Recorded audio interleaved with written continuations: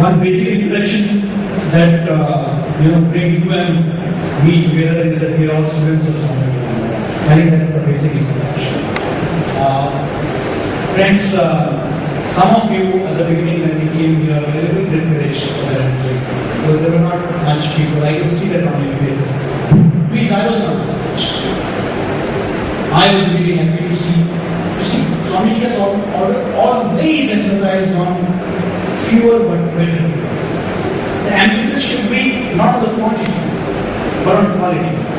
I mean, what is the point in having a whole crowd? You can bring in people who have absolutely no interest in listening to you.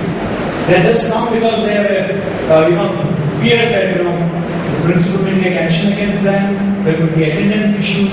If that is the issue, why should they be coming here? I mean, that's those people who are actually interested in Swami. Even a handful. Swami himself has said, 100 such young men, that's what he has talked about. They can change the destiny of this family. We don't need a big crowd. We need a handful of people who can change. You should be the nucleus. So I don't think there is any reason for any embarrassment. I mean, all great work started with Ekla right? And then gradually people look forward. That is the way Swamiji had said. Swamiji said that when you say something new, when you do something new, you have to pass through 3 stages. The first stage is ridicule. People will laugh at you. Hey, Vivekananda, do for what? People are going to do some rock show here. That would be better. You will have bigger crowds. People will tell you. And they will say, you are wasting your time. What are you talking about? They will make fun of you. That is ridicule. But then, when they realize that you are determined to go ahead with spreading this message, then you will have to face the second stage. That is opposition. And that will be vehement opposition. All kind of allegations will be leveled against you. You are a vested interest, you are a political interest, you are Then you come to the third stage. When they realize that you are determined not to accept defeat, to go further. It is then that the final stage is acceptance, when they accept yes. So I think that this is, applying Vivekananda. Let us not talk about Vivekananda in books. We have all been talking about it. I think it's high time we talk about what he meant. It is not about, making a hero out of him. How relevant he is to each one of us today. How he is relevant to the current scenario.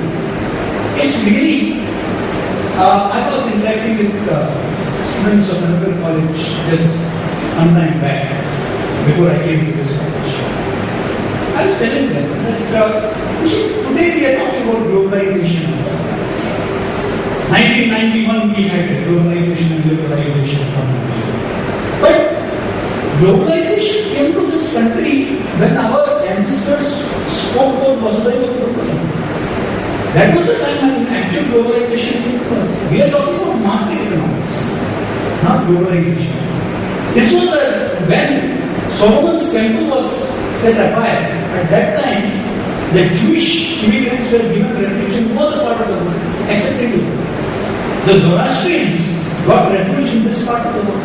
When from Iran they were founded out, the then Persia.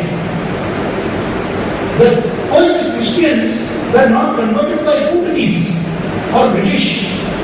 It was Saint John, one of the disciples of Jesus Christ, one of the 12 disciples, who came to Kerala. And from there began, that's how Christianity spread in this country. So, you have Islam, which did not come to the power of sword through, some Mughal era. There is a confusion, misconception about it. It was brought to this country centuries back when you had raiders in Kerala and South India who were trading with the Arabian at that time. They interacted with them, and that's how Islam came into this centuries back. So we have no understanding. That is what. When we recited the Shanti Mantra, how many of us actually did it? Understood what the mantra said. We chanted. A couple of us may be knowing what actually it meant. This is what is happening. We are doing things without understanding, without seeing. We call for banning without reading. We kill people. We have without we call for banning a movie without seeing it. The basic problem is understanding. We are not trying to understand and appreciate. That's why I am talking about Universal Brotherhood Day today. What is the relevance of universal, the message of Universal Brotherhood that Swamiji talked about? See, when he addressed the Chicago Parliament, when he referred to them as brothers and sisters of America, it was not something, that was artificial. It comes naturally to every Indian. I'm not talking about the Neta's bhashan of, bhai or behan. I'm talking about you go out, take a rickshaw tomorrow, you will be saying that, you refer to a rickshaw wala, an auto rickshaw driver, bus mein bhaiya gaadi rok rahe hain. Bhaiya jaoge kya station? Behan ji, time to come. You don't belong to a culture or civilization where you refer to your father as Mr. John. Right? This is the difference. That is what, in one sentence, why in that one sentence another the entire America? Because he said that when he said sisters and brothers of America, the whole nation, the whole America stood up because they were hearing this for the first time. That somebody, a total outsider, a rank outsider, he can call us, come and call us brother. Our real brother doesn't call us brother. And here is somebody who is coming and calling us brother. Because that is what Indian culture, Indian civilization, or the Eastern civilizations have always taught humanity since time immemorial. And he was known in that message, he teaches. So, the whole idea is that of embracing the entire mankind. That is where this message is. Why today we see conflict everywhere? The conflict everywhere is. Today you will find in Pakistan, you see religious minorities being persecuted. You see people being persecuted, Baha'is being persecuted in Iran. You see in Nigeria, you have churches being attacked. You see across the world, you see conflicts. Every day we come to know about what is happening in Afghanistan, Iran. What is it? Samuel Huntington talked about the clash of civilizations. That is all because if somebody, the problem is caused by, as Swamiji said, caused by fanatics. The problem is not with the religion.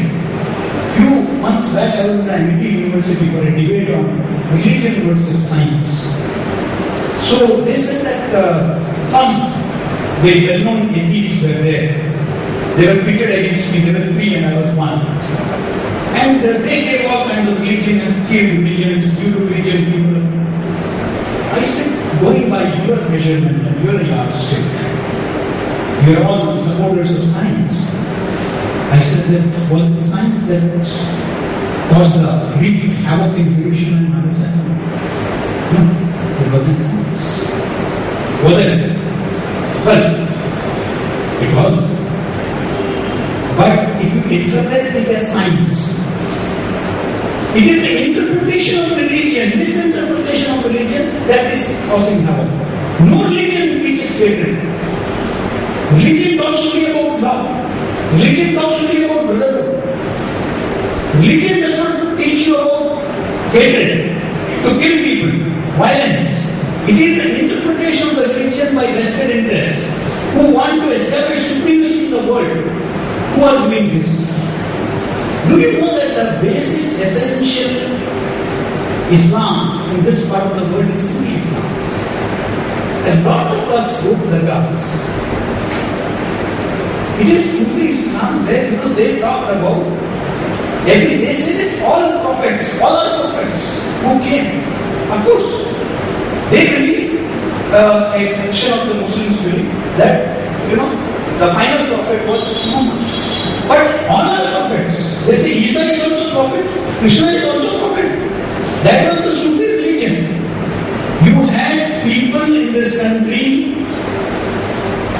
people like Hazrat Mohani, who would first go to Hajj and on their return, they would go to Vrindavan. They say my Hajj is complete only if I go to both places. That is the kind of Ganga Jambi Tehzeeb we had. And from there today, if there is a battle for supremacy, it is because of the misinterpretation of belief by some people who allege, who claim that only my way is my way or highway. My path leads to salvation. Your path doesn't. My path will lead you to God. Your path doesn't. Whereas the Indian traditions have always spoken about all religions being like rivers which finally go to the ocean or the sea, which is God. I think that is why the universal message of universal brotherhood is something that Swamiji carried from India to the US and across the world. That is why it became so popular. Because he spoke about something. If you know the background, if you study the Chicago World Parliament, when they run up to that, you will be surprised to know that the Archbishop of Canterbury refused to attend the conference on the grounds that he said that world parliament religions. You mean to say there are other religions also? No, there cannot be any other religion except Christianity. And that the Protestants or even Catholics. It was that fanatic thinking. And from there, you have Swamiji's address and the entire world accepting. Now, I think that the time has come today that we should also overcome the paradigm shift. There should be a paradigm shift in the thinking from religious tolerance, the concept of religious tolerance. What is the concept of religious tolerance? Let us translate the word tolerance into Hindi. What is it? Bardasht karna. Tolerance means bardasht karna. So when I say religious tolerance, that means I am now bardasht karna. Why should there be religious tolerance? Why not religious acceptance? I accept what you are, you accept me. That is at the core of it. It's not about tolerating each other. Let us not tolerate each other. Let us accept the diversity of each and every human being. That is universal. That only that can bring. When you will say, okay, your way is great, my way is great, equally great. We are not calling anybody a heathen. We are not calling anybody a idolater. We are not calling anybody a village. We are not calling anybody a kafir. Just because of this religious thing. You and I are particles of the same divine. And that understanding, acceptance, and in fact we should go a step further and celebrate this diversity that makes this great world. We are multicultural, multi-ethnic, multi-religious, multi-linguistic. And look at what's happening in Maharashtra. I mean, it's all very unfortunate. So it is equally applicable to the world and to India when we talk about casteism. What is that? How can you accept that somebody can be inferior to you? Somebody is superior. That all comes from this message, this universal message of universal brotherhood is relevant even today. That is the greatness of Swamiji. He was a Drishta, somebody who could see far ahead of his times. You see, that is his greatness. So we are not here, we can, he was far ahead. He would say, in fact, that, you see, if you study him, there are specific quotations where he actually said that if you believe in all the 33 crore Devi Devatas, all that you have, and still you don't believe in yourself, I can call you an atheist. You are an atheist if you don't believe in yourself. So the important thing is that more than anything else, you should believe in yourself. He was a revolutionary.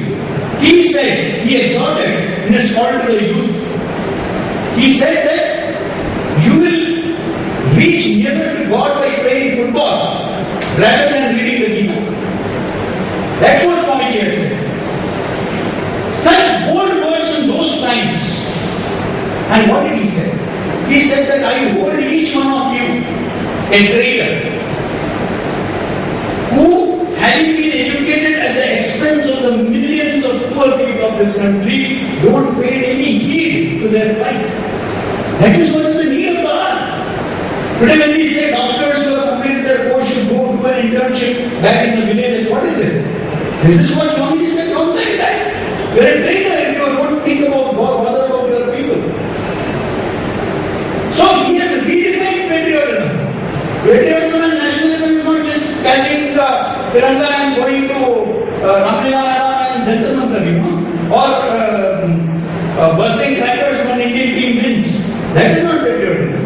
His definition of patriotism, you take care of your brother who is on the street, who is sleeping on the street, who is going hungry, to bed.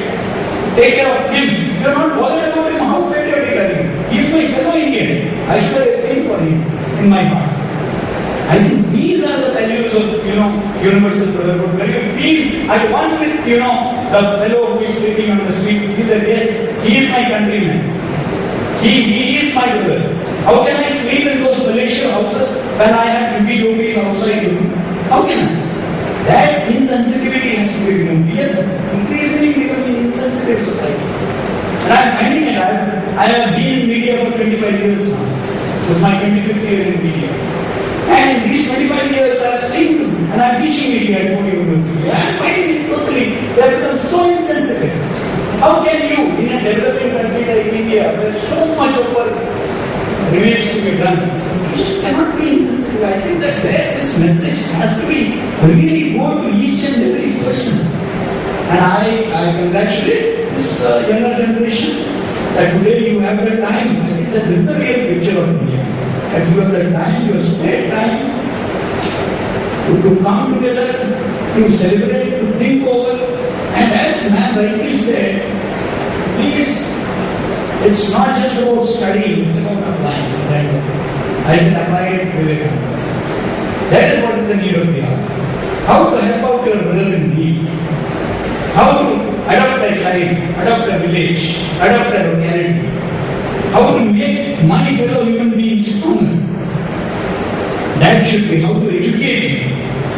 I think these are the ways in which we can strengthen this bond. When we can rise above caste, creed, religion, and think about that. Well, that is the way that India has shown, and that is the way that finally we all have to accept the diversity of our entity as a human being. In that lies the actual message, and I congratulate you and I am really thankful to you for inviting me here to share my thoughts. Thank you so much.